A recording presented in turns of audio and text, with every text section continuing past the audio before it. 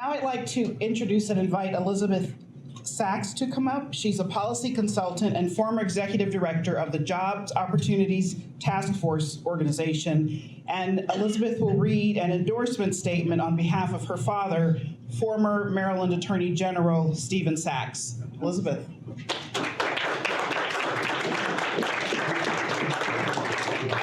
Thank you all very much. It's a pleasure to be here this afternoon. As you just heard, I am here on behalf of my father, Steve Sachs, who between 1978 and 1986 was Attorney General of Maryland, and he's very pleased to be endorsing Sheldon, and while he could not be here today, he did prepare a statement. He wrote this, so I am going to speak his words to you in support of Sheldon's candidacy.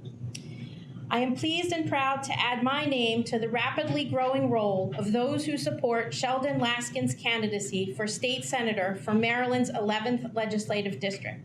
The voters of the 11th district deserve the fresh, progressive voice of Sheldon Laskin in Annapolis. It is a voice that faithfully reflects the views of a majority of the district's Democrats.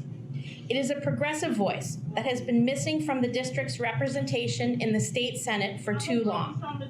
In my view, the Democratic voters of the district are fortunate to have the opportunity, by nominating and electing Sheldon Laskin, to make a substantial change for the better.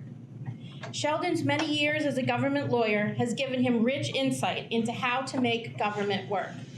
Both his government service and his private practice have shown him to be a strong advocate for those most in need of legal assistance. His even temperament and his willingness to consider, with respect, the views of others will make him a superb legislator who can get things done. Sheldon Laskin, as a state senator, will make the citizens of the 11th District and all Marylanders proud.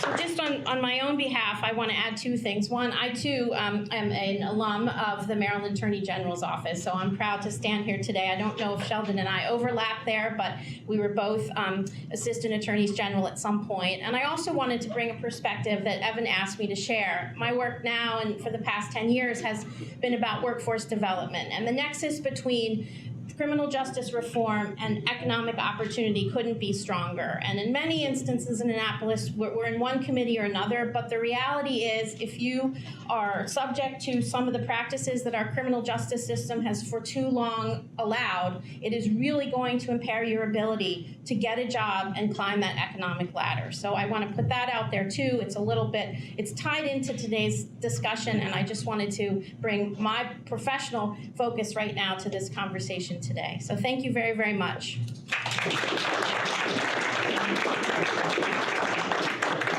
Thank you so much, Elisabeth, and please thank your father, the former Attorney General, on behalf of all of us with the campaign.